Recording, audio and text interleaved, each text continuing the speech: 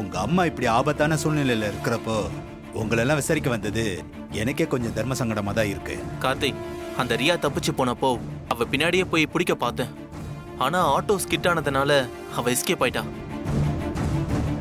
Sir, அந்த ரியாவை பிடிக்கிறதுக்கு நீங்க எதுவும் ரிஸ்க் எடுக்க வேணாம்.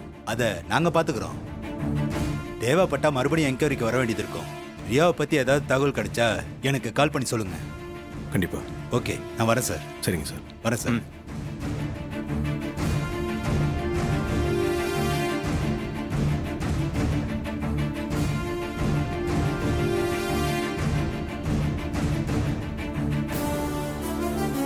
இது பாருமா, மறுபடியும் அந்த ரியா ஃபோன் பண்ணா எங்களுக்கு தகவல் சொல்லுங்க. கண்டிப்பா சொல்றேன் சார். உங்களை எப்ப வேணாலும் என்கொயரிக்கு கூப்பிட வேண்டியது இருக்கும். எங்களுக்கு ஒத்துழைப்பு கொடுங்க. Okay sir. வரேன் சார். சரி.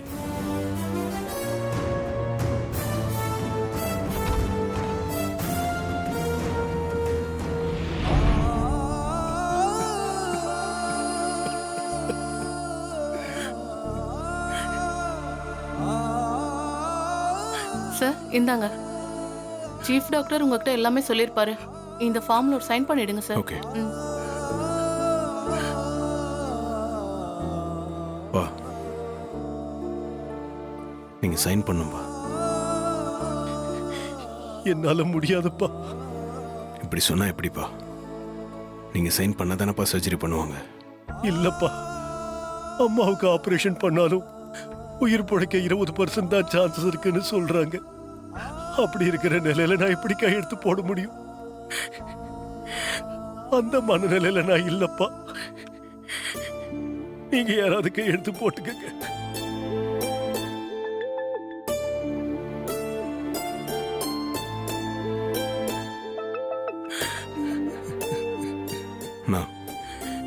நீ சைன் பண்ற. அவங்க சர்ஜரி ஸ்டார்ட் பண்ணிட்டோம்.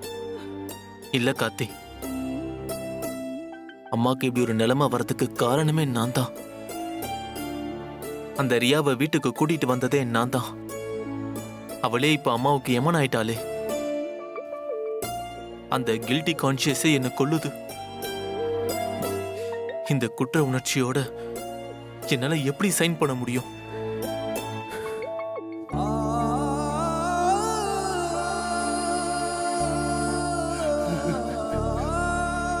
ஏன் இப்படி மனசு உடைஞ்ச மாதிரி பேசுறீங்க? குடும்பத்துல ஆம்பளைங்க நீங்க தைரியமா இருந்தாதான் பொம்பளைங்க நாங்க தைரியமா இருக்க முடியும். ப்ளீஸ் கையெழுத்து போடுங்க. இல்ல மீனாட்சி, என்னால முடியாது. என்ன மன்னிச்சிரு. அப்படி சொல்லாதீங்க. அத்தை கண்டிப்பா உயிர் பழிச்சு வந்துருவாங்க பாருங்க. நம்ம எல்லாருமே அவங்க மேல பாசமா இருக்கிறப்ப அந்த பாசமே அவங்களை காப்பாத்திரும் மாமா. என்ன இவ ஓவரா சீன் போடுறா? பதிலுக்கு நாமளும் ஏதாவது சீன் போட்டு நல்ல பேர் எடுக்க வேண்டியதுதான். கார்த்தி, நீதான் எங்களோட ரொம்ப தைரியசாலி. அம்மாவுக்கு ஆபரேஷன் பண்றதுல எவ்வளவு ரிஸ்க் இருக்குன்னு உனக்கு தெரியும். அந்த ரிஸ்கை நாம எடுக்காம இருக்க முடியாது.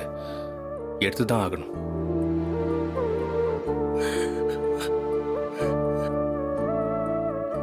ஏங்க, அத்தைய நான் காப்பாத்திடுவேன், கவலைப்படாதீங்க. அப்படியா? எங்க அம்மாவை காப்பாத்த என்ன பண்ண போற? அத்தைக்காக கோயிலுக்கு போய் நாக்குல அழகு குத்திப்பேன்.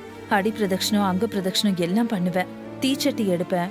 என்னோட பக்தியே அத்தை ஆபரேஷனை சக்சஸ்ஃபுல்லா முடிச்சு காட்டும் பாருங்க.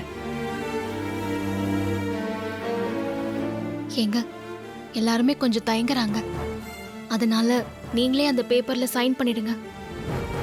அத்தை இந்த ஆபரேஷன்ல பிழைக்கலன்னா இந்த உலகத்துல நீதி நியாயம் எதுவுமே இல்லைன்னு அர்த்தம். அத்தை உங்க உயிரை மட்டும் இல்ல, என் தாலியையும் காப்பாத்திருக்காங்க. நான் வணங்குற முருகனும் என்னை கைவிட மாட்டான். அந்த முருகன் மேல பாரத்தை போட்டு நீங்க பேப்பர்ல சைன் பண்ணுங்க.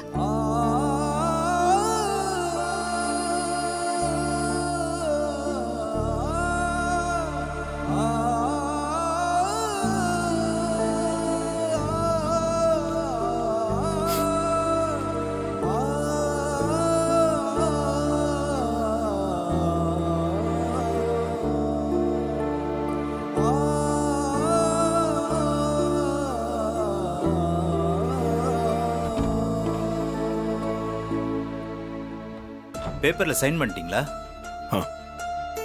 பண்ணியாச்சு டாக்டர். என்ன Yes, டாக்டர், கொடுங்க. அம்மாவை பழைக்க வச்சிடலாம்ல டாக்டர்? அதுக்கு தாங்க நாங்களும் ட்ரை பண்றோம். இந்த ஆபரேஷனுக்கு கிட்டத்தட்ட 36 மணி நேரம் ஆகலாம்னு எதிர்பார்க்கிறோம். 3 புல்லட்ஸை ரிமூவ் பண்ண வேண்டியது இருக்கு.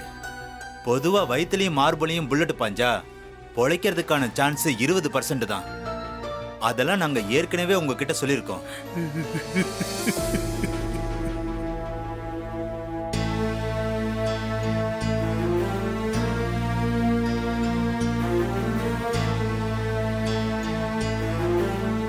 அதோட இவங்க குரூப் பிளட் 10 யூனிட் வரைக்கும் தேவைப்படலாம். அதையும் அரேஞ்ச் பண்ணி வச்சிருக்கோம்.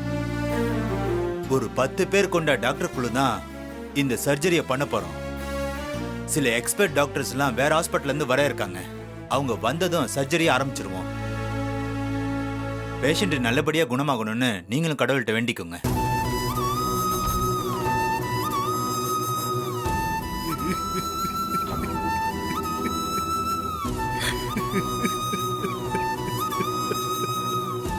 கார்த்தி, என்னடா இது?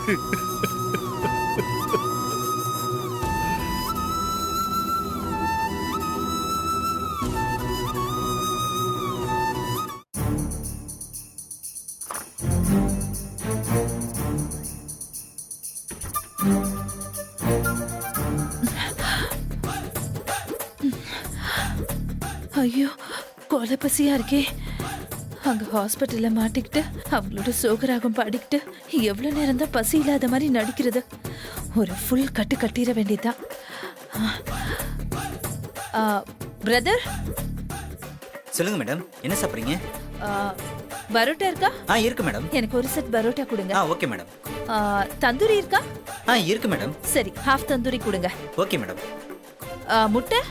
இருக்கு மேடம். சரி, 4 முட்டை. என்ன பாக்குறீங்க? இல்ல மேடம், அதெல்லாம் ஒண்ணும் இல்ல மேடம். வேற ஏதாவது வேணுமா மேடம்? சரி சரி, முதல்ல இதை கொண்டு வாங்க, அப்புறமா நான் சொல்றேன். Okay madam. நான் இங்க சாப்பிடுறத என் வீட்டுல யாராவது பார்த்தாங்கன்னா அவ்வளவுதான், எனக்கு கொன்னே போட்டுருவாங்க. யாருக்கும் தெரியாம சாப்பிட்டு ஓடிட வேண்டியதுதான்.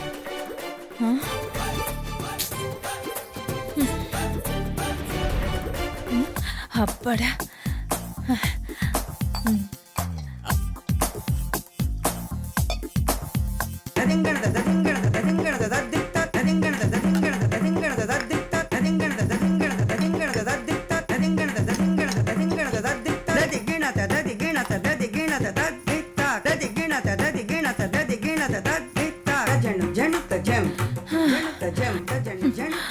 ஐயோ, இதெல்லாம் பாக்குறப்போ நாக்குல எச்சி ஊறுதே. இதெல்லாத்தையும் ஒரு புடி புடிச்சிட வேண்டியதுதான்.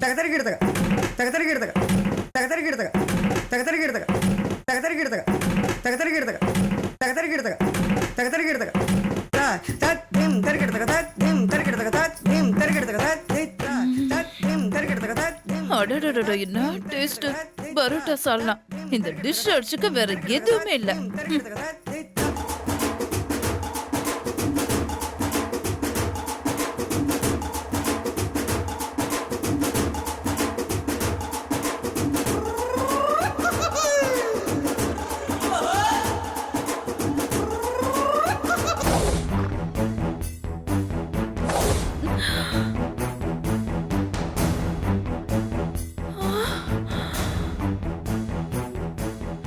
ஐயோ, இவன் எதுக்கு இங்க வரா? நிம்மதியா ஒரு முட்டையை கூட சாப்பிட விட மாட்டான் போல இருக்கே. நான் இங்க சிக்கன் முட்டைன்னு சாப்பிடுறத பார்த்தா எனக்கு கொன்னே போட்டுருவான். சார் சொல்லுங்க. வாட்டர் பாட்டில் இருக்கா? இருக்கு சார். ஒன்று கொடுங்க. இதை தரேன்.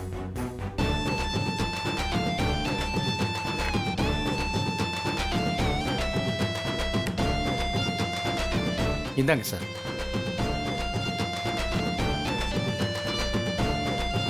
சார், ஏன் நின்றுக்கிட்டே குடிக்கிறீங்க? ஃப்ரீயாக போய் ரிலாக்ஸாக உட்காந்து குடிங்க. தேங்க்யூ. போய் உட்காருங்க சார். ஐயோ, வாட்டர் பாட்டில் வாங்கிட்டு அப்படியே போயிடுவான்னு பார்த்தா பக்கத்துலேயே வரானே.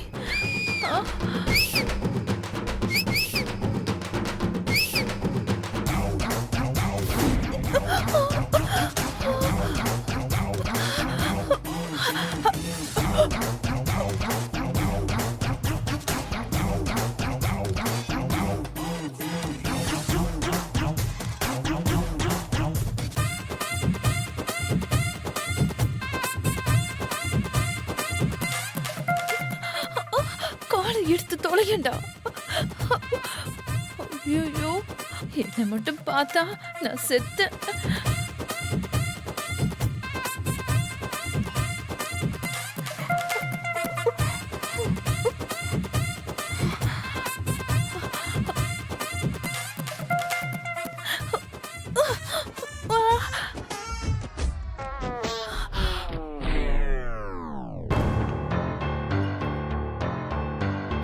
இந்தாங்க சார். Okay sir. என்ன சார், உங்கள் வீட்டில் யாராவது ஹாஸ்பிட்டல் அட்மிட்டாக இருக்காங்களா? ஆமாம் சார். ஓ, எங்கள் அம்மாவுக்கு ஆப்ரேஷன் இங்கே தான் அட்மிட் பண்ணியிருக்கோம். அப்படிங்களா சார்? உங்கள் முகத்தை பார்த்தா பசியில் வாடி போன மாதிரி இருக்கு. ஏதாவது சாப்பிட்டு போங்களேன். இல்லை வேணாம் சார். ஒரு டீ காஃபியாவது குடிச்சிட்டு போங்க. இல்லை, அம்மா கொஞ்ச நேரத்தில் ஆப்ரேஷன். எதையும் சாப்பிட்ற மனநிலைமையில் இல்லை. அவங்களுக்கு நல்லபடியாக ஆப்ரேஷன் நடந்து பொழைச்சி வரணும். அது மட்டும்தான் சார் ஓடிட்டு இருக்கு மைண்டில். நீங்கள் ஒன்றும் கவலைப்படாதீங்க. கருப்பண்ணசாமிக்கு காணிக்கை செலுத்துறேன்னு வேண்டிக்கிட்டு ஒரு பிரார்த்தனை வைங்க, எல்லாம் நல்லபடியாக நடக்கும். சரிங்க சார், வரேன் சார். வாங்க.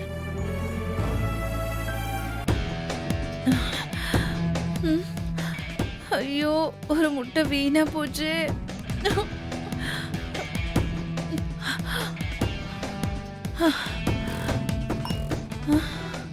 அப்படா போயிட்டா.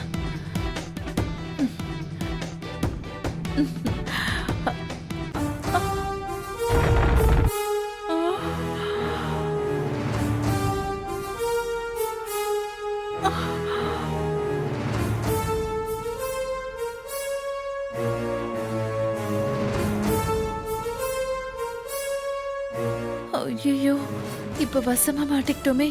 இவன் கிட்ட இருந்து எப்படி தப்பிக்கிறதுன்னு தெரியலையே. ஏய், ஹாஸ்பிட்டல் எங்கடா உன்னை காணோன்னு பார்த்தா இங்க வந்து ஃபுல் கட்டு கட்டிட்டு இருக்க. சாரி டார்லிங், ரொம்ப பசி. ஏய், அடிச்சி எடுத்துட்டு பேசு. சாரி அருண், ரொம்ப பசியா இருந்துச்சு. அதனால தலை சுத்தி மயக்கமா வந்துருச்சு. அதனாலதான் லைட்டா ஏதாவது சாப்பிட்டு போலான்னு வந்தேன். இதெல்லாம் உனக்கு லைட்டா? பசிக்கு சாப்பிட்றது தப்பு இல்லை. ஆனா லைட்டா பசின்னு சொல்லிட்டு இவ்வளோ ஐட்டத்தை வாங்கி வச்சிருக்க பாத்தியா? இதை நான் எப்படி எடுத்துக்கிறது? அதோட எல்லாரும் முன்னாடியும் அத்தைக்காக அங்க பிரதட்சணம் பண்ணுவேன், அழகு குத்திப்பேன், தீ மிதிப்பேன்னு டைலாக்லாம் சொன்னீங்க. அதை தாண்டி என்னால தாங்கிக்க முடியல. ஏய், நீ எல்லாம் ஒரு பொம்பளையா? ச்சே.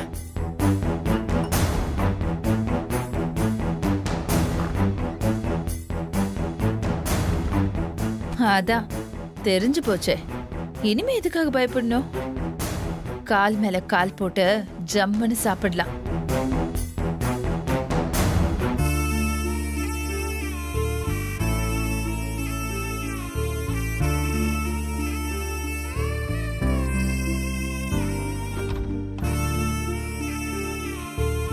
பேஷண்ட்டை ஆபரேஷன் தியேட்டருக்கு கொண்டு போறோம். அவங்க போட்டிருந்த நகைகள்லாம் இந்தாங்க. சிஸ்டர், சொல்லுங்க. நாங்க போய் அம்மா பார்க்கலாமா? சரி, போய் பாருங்க. அப்பா, அம்மா பார்க்கலாம் வாங்க. வாங்கப்பா.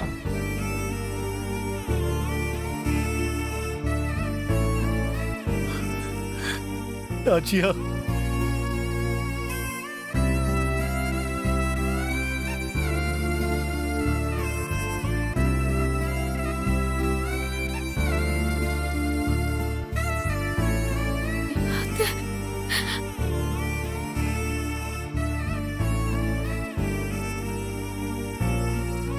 ஆச்சியா, இப்படி ஒரு கோலத்துல உன்னை பாப்பேன்னு நான் நினைக்கவே இல்லை.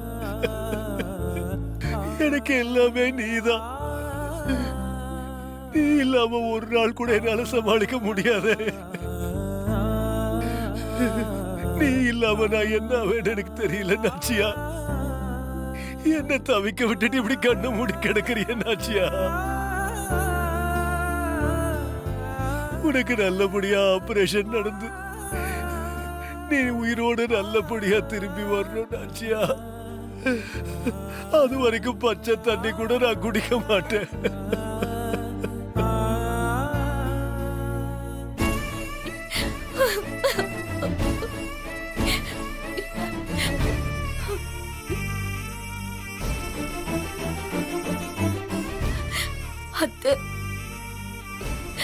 மாமா மட்டும் இல்ல, மொத்த குடும்பமும் நீங்க நல்லபடியா குணமாயி வரணும் தான் காத்துட்டு இருக்கு. நான் கல்யாணம் ஆகி வீட்டுக்கு வந்தப்போ எனக்கு நகையெல்லாம் போட்டு அழகு பாத்தீங்க. இப்ப நீங்க நல்லபடியா குணமாய் திரும்பி வரப்போ நான் இந்த நகையெல்லாம் திரும்ப உங்களுக்கு போட்டு விடணும். அதுக்கான சந்தர்ப்பத்தை நீங்க எனக்கு கொடுக்கணும். தயவு செஞ்சு வந்துருங்க அத்தை.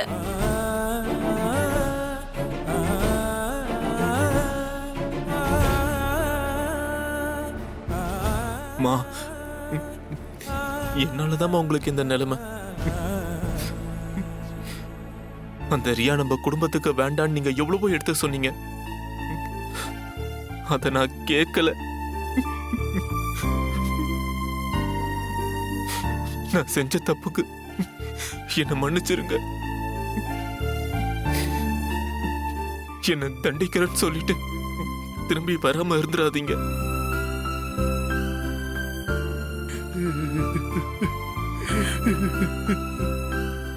அம்மா, நான் உங்ககிட்ட சொத்தை பிரிச்சு கேட்டது தப்புதாம்மா. எனக்கு இப்ப எந்த சொத்து வேணாம்மா. உங்களை விட பெரிய சொத்து எதுவும் இல்லைன்னு இப்பதாம்மா எனக்கு புரியுது. என்ன மன்னிச்சிருங்கம்மா.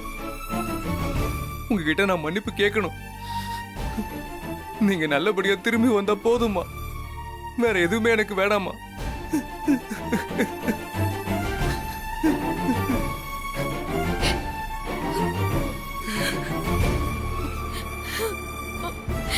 அது நான் பசி தாங்காம பரோட்டா சிக்கன் சாப்பிட்டது உண்மைதான். ஆனா உங்க மேல எனக்கு பாசம் இருக்கு. அது வேற இது வேற அத்தை. உங்களை மிஸ் பண்ண நான் ஃபீல் பண்ணுவேன் அத்தை. என்ன மன்னிச்சிடுங்க.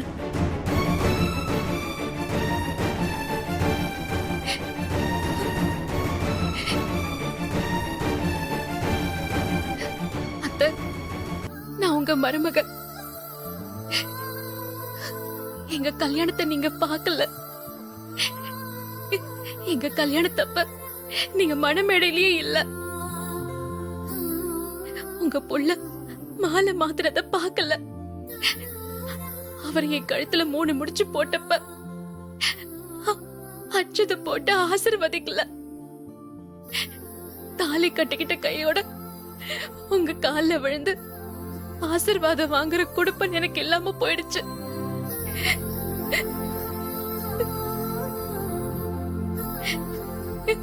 இன்னைக்கு வரைக்கும் அந்த வருத்தம் ஒரு முள்ளா என் மனசுல இருந்துகிட்டே இருக்கு. உங்களுக்கும் அந்த வருத்தம் இருக்கும். ஒரு அம்மாவா தான் புள்ள தாலி கட்டினத பார்க்க முடியலையேங்கிற ஏக்கம் உங்களுக்குள்ள இருக்கும். இப்ப நான் ஒரு காரியம் பண்ண போறேன். உங்களுக்காக செய்ய போறேன். யாரு என்ன நினைச்சாலும் சரி, இத நான் செஞ்சே தீருவேன். ஏன்னா எனக்கு நீங்க ரொம்ப முக்கியம்.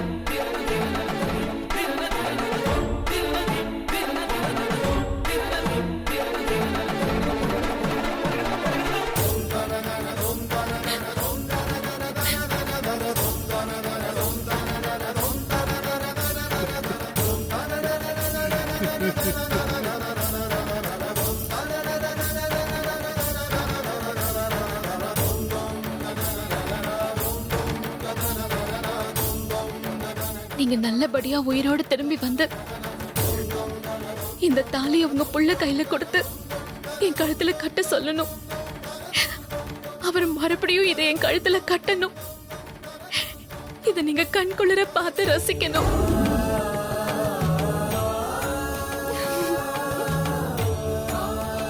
உங்க கால்ல நாங்க 2 பேரும் விழுந்து ஜோடியா சேர்ந்து ஆசீர்வாதம் வாங்கணும். அது நடக்கும், நிச்சயமா நடக்கும். நீங்க எழுந்து வருவீங்க அத்தை, வந்து இதெல்லாம் செய்வீங்க. இது சத்தியம். இது நடக்கிற வரைக்கும் இந்த தாலி என் கழுத்துல இருக்காது.